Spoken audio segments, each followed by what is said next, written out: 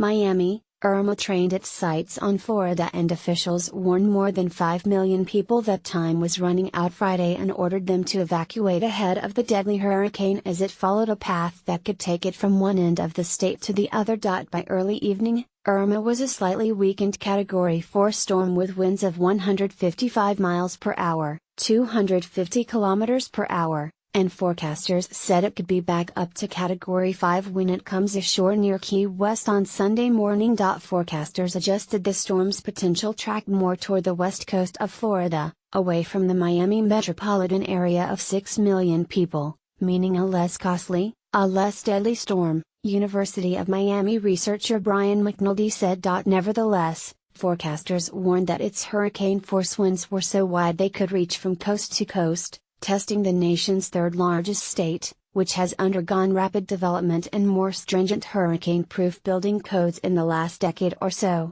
"This is a storm that will kill you if you don't get out of the way," National Hurricane Center meteorologist Dennis Feldgen said. "Everybody's going to feel this one." Irma killed at least 20 people in the Caribbean and left thousands homeless as it devastated small resort islands known for their warm, turquoise water. In Florida, gas shortages and gridlock plagued the evacuations, turning normally simple trips into tests of will. Parts of Interstates 75 and 95 north were bumper to bumper, while very few cars drove in the southbound lanes. "We're getting out of this state," said Manny Zuniga, who left his home in Miami at midnight Thursday to avoid the gridlock.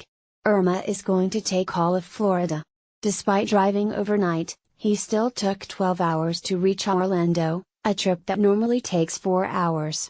From there, he and his wife, 2 children, 2 dogs and a ferret were headed to Arkansas. In one of the country's largest evacuations, about 5.6 million people in Florida, more than 1/4 of the state's population, were ordered to evacuate and another 540,000 were told to leave the Georgia coast. Authorities opened hundreds of shelters for people who did not leave.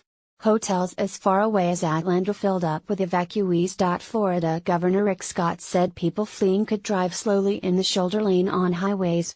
He hasn't reversed the southbound lanes because he said they were needed to deliver gas and supplies.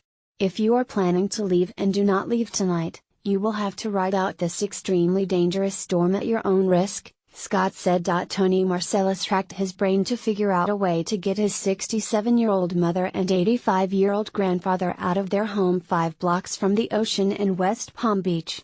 He lives 600 miles away in Atlanta.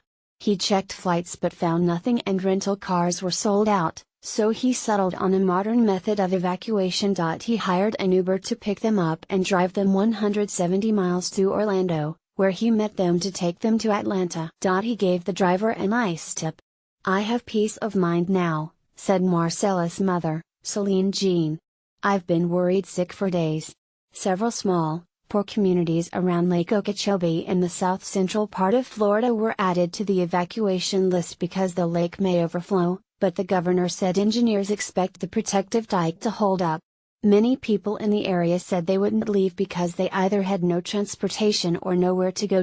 Disney World parks will close early Saturday and remain shuttered through Monday, as will Universal Orlando and SeaWorld. Miami-Dade County Mayor Carlos Gimenez said he planned for enough space to hold 100,000 people before the storm arrives, although most shelters were only beginning to fill on Friday. Hurricane Andrew in 1992 revealed how lax building codes had become in the country's most storm-prone state, and Florida began requiring sturdier construction. Now, experts say a monstrously strong Irma could become the most serious test of Florida's stormworthiness since then. Andrew razed Miami's suburbs with winds topping 165 miles per hour, 265 kilometers per hour, damaging or blowing apart over 125,000 homes. Almost all mobile homes in its path were obliterated. The damage totaled $26 billion in Florida's most populous areas. At least 40 people were killed in Florida. CoreLogic, a consultant to insurers, estimated that almost 8.5 million Florida homes or commercial properties were at extreme, Very high or high risk of wind damage from Irma. Police in the Fort Lauderdale suburb of Davie said a 57-year-old man who had been hired to install hurricane shutters Thursday morning died after falling about 15 feet, 5 meters, from a ladder and hitting his head on a pool deck. The man's name wasn't immediately released. Forecasters predicted a storm surge of 6 to 12 feet above ground level along Florida's southwest coast and in the Keys. As much as a foot of rain could fall across the state, with isolated spots. UV